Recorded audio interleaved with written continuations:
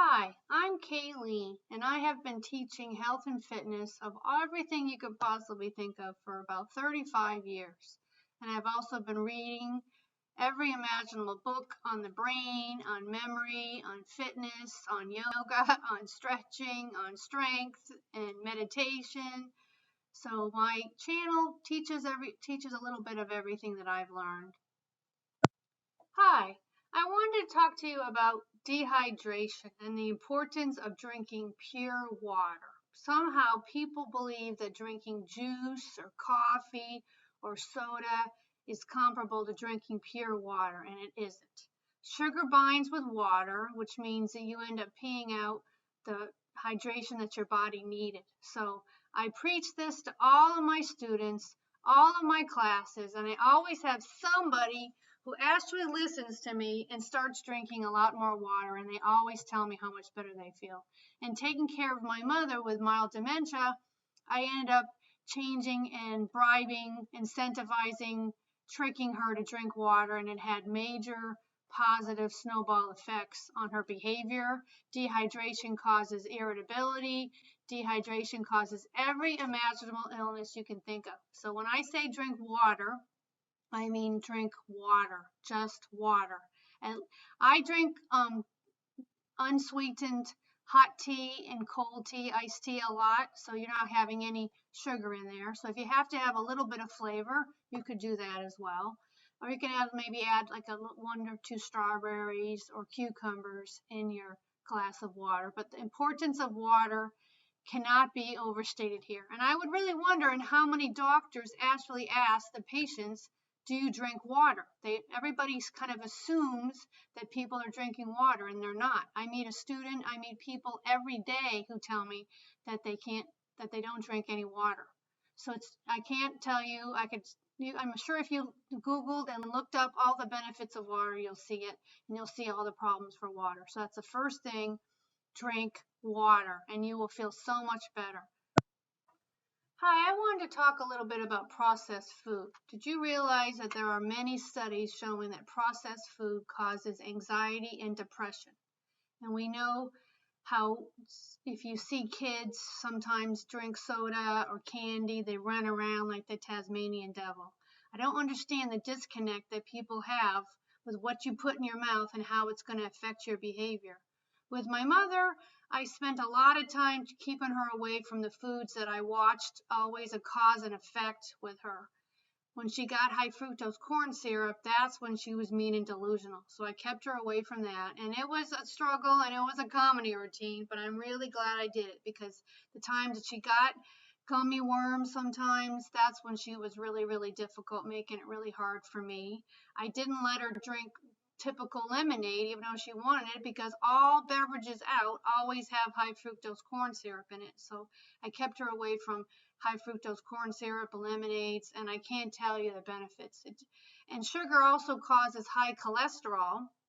So that was always also a good way for me to, or how I was able to have my mother's doctor take her off of cholesterol medication. So before in the last video, I talked about how I was able to get her off blood pressure medication.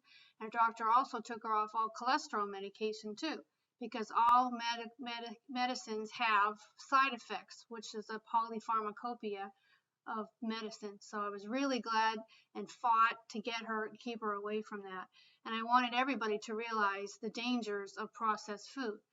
After my father passed, I ended up eating some bagel bites, and I will never forget this wave of depression that I felt for maybe 20 minutes. It wasn't a long time, but I felt this wave of depression that came and went, and I never had felt like that before or after, and I do not eat bagel bites ever again. But I wanted to warn you, always look for a cause and effect for foods, and you should also keep the food reaction tracker. Food reaction tracker will help you narrow down all kinds of food and what it'll affect you. My mother did know that during her whole life.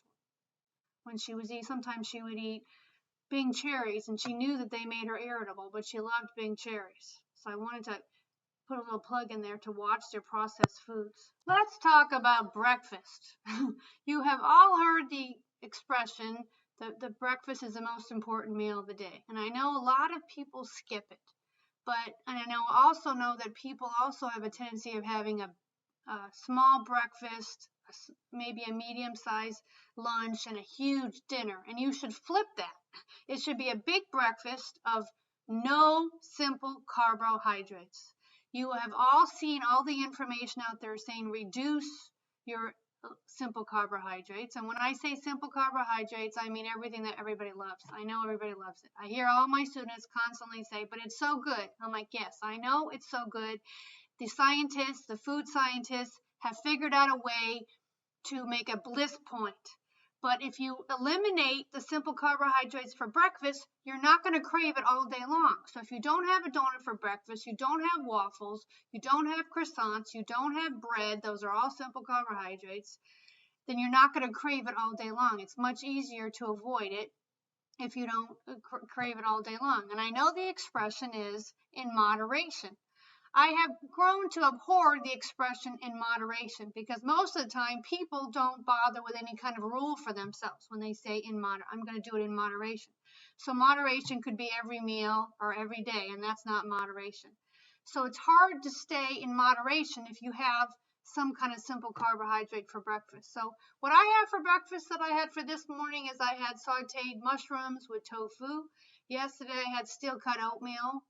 And I add some peanut butter in there. Some mornings I'll have green smoothies. I'll put kale and everything into my blender, and as well as a little bit of fruit. Fruit is a simple carbohydrate, but it isn't as processed, so I'm having it mostly with the greens. And a lot of times I'll just have a lot of other vegetables sometimes, So that's always I wanted to remind you, just try to have a good breakfast and eliminate simple carbohydrates. You can do it. I'm going to give you a power that I believe that I have an ultimate superpower. And I know I sound a little bit like an evangelist here a little bit, but you have a superpower, the ultimate superpower as well. If you can control your behavior, that is your ultimate superpower. So when you see free candy somewhere, you can walk by it because you have the superpower that you can control your behavior and you can make limits for yourself. But I wanted to remind you that breakfast is the most important meal of the day.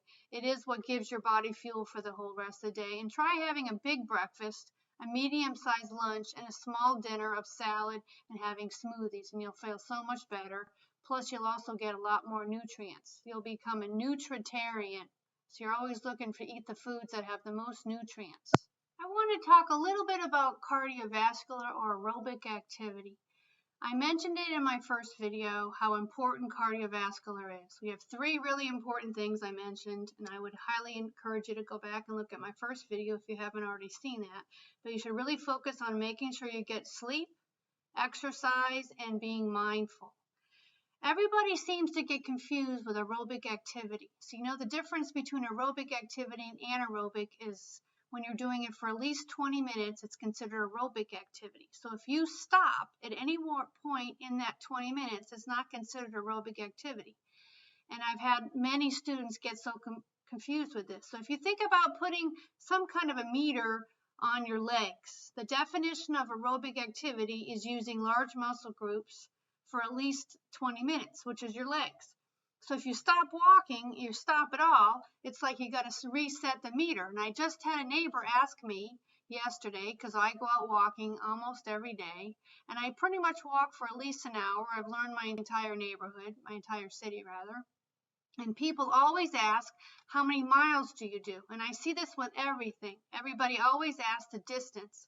When it comes to the FIT principle, everything is by time, because time is black and white, but the distance is not black and white. So when you go out there, make sure you walk for at least 20 minutes without stopping. So what I do at red lights, if I have to wait at all, or even if I'm talking to people, sometimes I will do squats while I'm waiting at a red light trying to cross the street. So I keep my cardiovascular and I keep my aerobic. And if you don't know already, all the literature stresses how important aerobic activity is for your brain. And that was one of the easiest things with my mother. She liked to walk. She liked to be out. So I never had to incentivize her to walk. And when she first moved here with me, I used to trick her and have her go for a walk. And then she ended up learning my whole entire neighborhood. She would walk a mile down the street and a mile back all by herself. And she did very well. She learned my entire neighborhood. So I wanted to make sure you guys understood that aerobic activity means you have to keep your legs moving. And the FIT principle is a very good gauge for you to figure out how to design your exercise program. So FIT principle stands for F, stands for frequency, which is 3 to 5 days per week of cardiovascular and 2 to 3 non-consecutive days for strength training. The I stands for intensity, and the easiest way is just to make sure that you're walking at a good pace. It shouldn't be strolling the mall, but it shouldn't be running like you're late for your plane. The T, 1T is for time, which I mentioned, 20 to 60 minutes. 3 to 5 days a week is frequency. And the other T is for type, so it has to be aerobic activity. Most sports are anaerobic because you're always stopping and starting. Like tennis, you stop and you start. Basketball, they stop and they start. Hockey. But swimming makes you keep on going. Hiking, cycling, those all you keep on going. So those are considered cardiovascular. They both complement each other, so I would highly encourage you to try both. But I wanted to make sure everybody realized the difference on what aerobic activity really means. I wanted to talk about a little bit about allergic reactions, especially as it affects our brain. My mother, my entire life, she used to always make sure she wore pants with pockets so she could always have a tissue because her nose was always running. When your nose runs, that's an allergic reaction, and it causes inflammation in your brain, which is going to hurt your brain as you get older. So I would encourage you to keep the food reaction tracker that I mentioned earlier, as well as my first video, and I showed a picture of one that you could make for an easy food reaction tracker to watch all of your foods. Because sometimes it's not the food that's bad, it's what they do to the food. So I'm on a mission myself. I'm not going to eat anything that has a label. Unless it just has the pure food on it, I'm not going to eat it. I've just decided that everything that they ever do to all the food, the inverted cane syrup and everything's things that even like Marion Nestle, who has a PhD, has mentioned in her book, that you don't even know what they did to it. So I wanted to encourage you to watch your allergic reactions. Of course, there's severe allergic reactions if you have belly aches from gluten. I don't truly believe that my mother had celiacs, but I do believe that she had a food reaction. So when I kept her away from gluten and we had cauliflower pizza a lot, and I tricked her about not eating bread, her nose stopped running. So that was one of the major benefits, I believe, in how I stopped my mother from forgetting me. So watch your reactions. They really are important. And you're not going to remember them unless you write them in your bullet journal and create a spread. So I wanted to encourage you to keep a spread for your food reactions.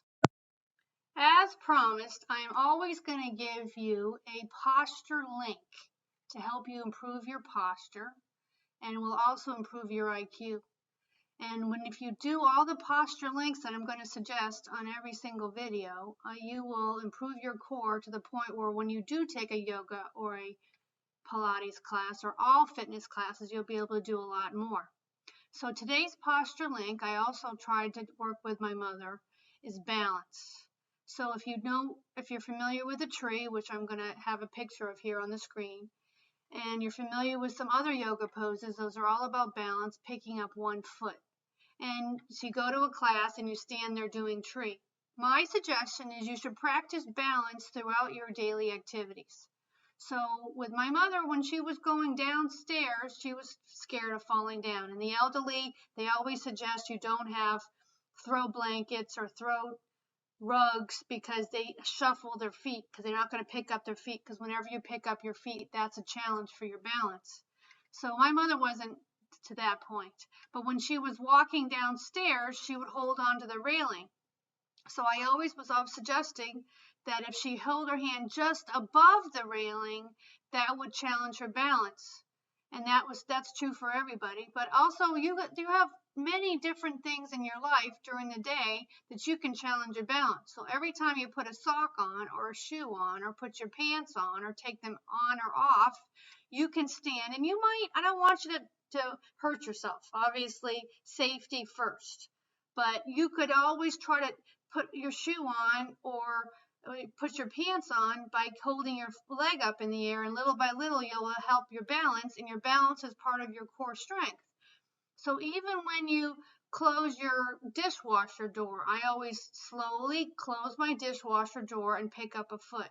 Bruce Lee in his book, he mentions that he practiced standing on one foot all the time. So last video, I mentioned a good posture link about standing up nice and straight in mountain pose whenever you're standing and talking to people or waiting in line. So if you're standing in line for a long time, you could practice balancing on one foot. When you're balancing on just one foot, you're challenging your balance, but also when people lean on one foot, you really are skewing your entire skeletal structure, maybe even creating scoliosis. So if you have any kind of scoliosis, that balancing on both feet would help with the mountain pose, but it's also going to hurt you if you don't pay attention. I'm always preaching to all of my students that you have to make a conscious effort to work on your posture and your body mechanisms, right? Everybody doesn't think about it. And I actually watched two gentlemen in school, in college, and one of them had flat feet, the other one had high arches, and they both spent the entire year working on straightening out and having a normal arch. So throughout most people's life, they're letting their head go forward, creating the kyphosis. So if your kyphosis and not thinking about it created your skeletal structure to go forward, there's no reason why you can't change your skeletal structure and pull it back to a good natural S curve. So I want to encourage you to be conscious of your body movement and every single exercise class is one of the big benefits is body awareness. But I want you to also be aware of your body through all of your daily activities. So eventually, after all the posture links that I'm going to give you in all these videos, there will never be a time in your life where you're going to let yourself slump. In conclusion of my video, I wanted to share with you what I have created, and I'm going to sell it just personally. I'm not going to use Etsy and Patreon. I have created a sugar skull habit tracker. Since habit trackers are huge in the bullet journal community, and I think creating art while you're working on your habits is going to be really cool. And it might even make you do the habits more often when you think to yourself, I want to color in that other section of my sugar skull. So I have created the sugar skull habit tracker, which I'm showing you here. And you can email me and purchase it. It costs $5. It's only $5, and you can use it forever and ever, correct? But I have also created 4 different versions of it. So if you are in an A5 bullet journal or a B5 bullet journal, I have it for both of those. I've also created low opacity and high opacity. So that means if you are using gel pens, the gel pen will go over the numbers. But I think that you might not like how it looks if the numbers and the printing is coming through your marker. So if you have good eyesight and you are younger than 40 and you're not like me and you need reading glasses, then the low opacity would be good for you. But if you're using reading glasses and you might need a little darker print, darker numbers, then I have a high opacity, which means the numbers are darker. So you have 4 different options, and all you have to do is email me and I will email you back the form, whatever one you choose. And like I said, it only costs $5 and you can use it forever. And I hope to create a lot more habit trackers where you can create art through your habit trackers. I've seen many habit trackers and it's just the month at a glance little ones, and all you do is just X off when you do it. But I think creating art will help you. So, and then also you can use the habit trackers for drinking that water. You know, I said earlier, drink water, pure water. And many people have water as part of their habits. So in conclusion, thanks for watching. Take care.